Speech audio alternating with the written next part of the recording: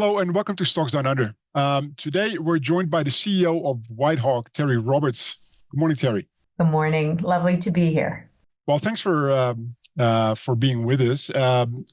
We've got a number of questions about WhiteHawk, and it's very interesting what you do in this day and age. There's a lot of need for your services, but maybe for investors that are not familiar with WhiteHawk, can you sort of elaborate on what the company does, where you sit in the cybersecurity landscape, basically?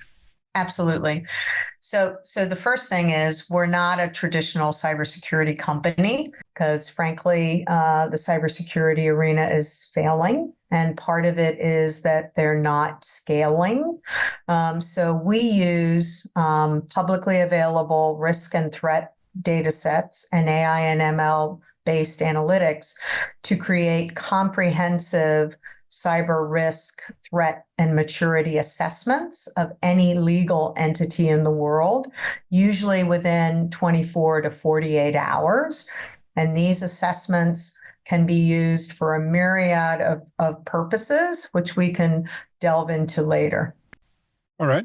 And in terms of your evolution as a company, can you talk a little bit about how that's progressed over, say, the last sort of 6 years? Because you've made, well, is pivot too big a word for it? You've made changes over time, obviously. Absolutely. So in 2018, when we were going for our initial funding, we had the vision of what the platform should be, but we had not created the platform.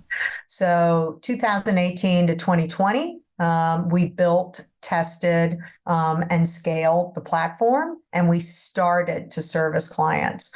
Really, in 22 to 24, we put in place contracts with major government and industry clients, and developed two primary product lines: cyber risk program for one enterprise of any size, and cyber risk radar, which is across a portfolio of suppliers or critical infrastructure entities.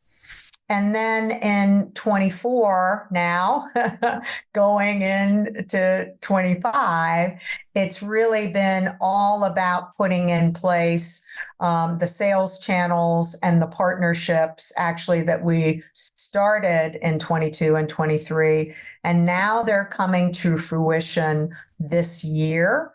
So we'll be going from 3 million annual recurring revenue to 5 million by the end of this year, with all of the opportunities that we have put in place in 23 and 24. Right. So yeah, you alluded to it already, but can you talk us through your business model? How does WhiteHawk make its money? Absolutely. So it was important to me that we be a software as a service capability. There are many people in the consulting and cyber services or risk services space. What I wanted to do was provide the engine behind those services of automated risk and threat monitoring and automated assessments. So it's either a one-time assessment, so a one-time fee, or an annual SaaS subscription for either one company or organization or many. Right. And so can you talk about the balance right now between sort of one-off or recurring revenues? So we're 80% recurring revenue. We've had a really good pickup rate from our clients. Most of our clients are 3 or 4 years with us. And then we have some exciting new channels and new contracts that are coming to fruition over the next few months. Right. And so that makes you pretty confident then about your sort of revenue levels by the end of this year, your run rate, I am assuming. Yes. Yes. So it's twofold. Number one, it takes a long time to put those channels in place with the U.S. federal government. Those contracts are coming up for award this summer. And just getting one of those will be a game changer for us.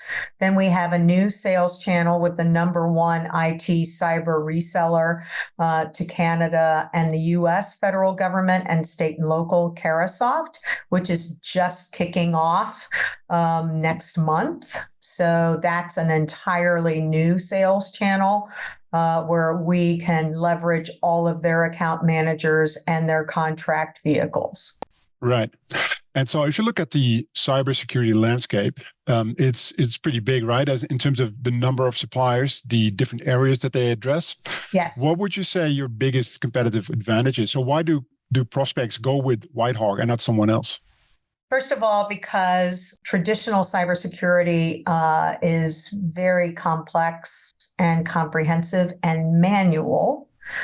Our approach is to give you all of that perspective, but in an automated fashion. So using cutting edge advanced AI analytics to deliver action plans to clients. This can be used as a part of due diligence on a client, on a partner.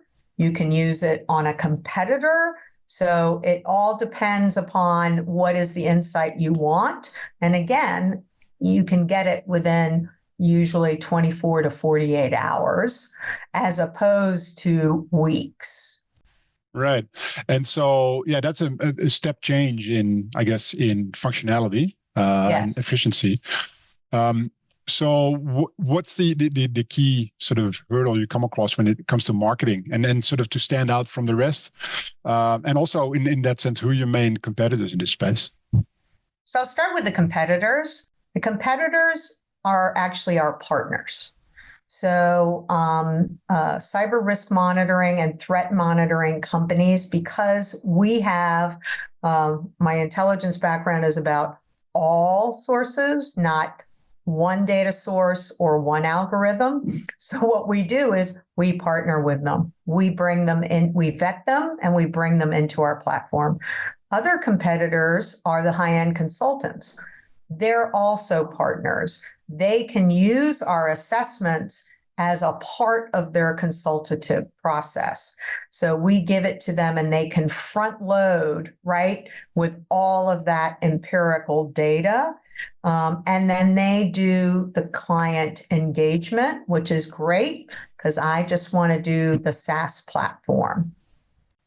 Right. And so what my experience is with a different sector, basically in telcos, where you've got smaller companies trying to partner with sort of the large telcos that have an existing relationship with clients. It's always very hard to get them to sell your product for you, right? Because they've got an existing sort of embedded. Yeah, so it's not about them selling us. It's about them using us. Right. As a part of their process with their client. I agree. It is hard. It takes time.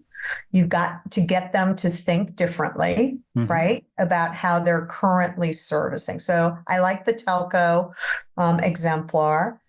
We started engaging with telcos about 4 years ago, and they weren't ready to automate their digital age risk services to their business clients.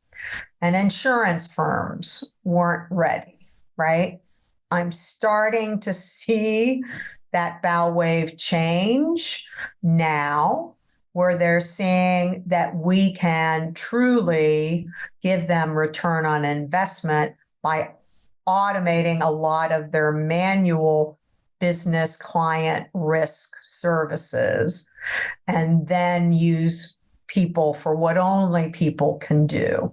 The last thing I'll mention is you mentioned about, marketing and sales and entree points. And I would say what has been most difficult is selling to traditional cybersecurity professionals. It is hard unless they see that they need to automate. So it's always better if we can talk to chief risk officers, chief security officers, COOs, CEOs, or boards, because we can be that third-party cyber audit on the company or the organization. Right. So is it fair to say that for now, most of your business sort of partnerships would be with the consultants and sort of that group of companies rather than telcos at the moment? That's the telcos, et cetera, would be something that you're sort of starting to move into now. Yeah. So I would say yes. Some of our work is through consultants, and I'm always looking to grow that. Okay. But I am now re-engaging with insurance firms and telcos because I know that we could be a game changer for them. Right. Okay. And so you talked about revenues by the end of this year. Can you talk a little bit about sort of the milestones that you expect to hit within, say, the next 12 months? What do investors have to look forward to, basically? Right.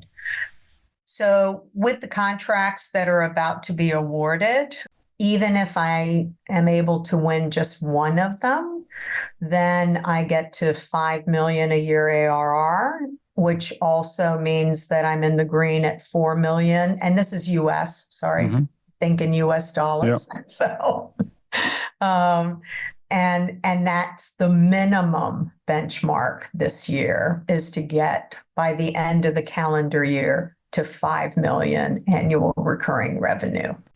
Right. And in terms of products development or expansion of the product suite, anything that's in the pipeline at the moment?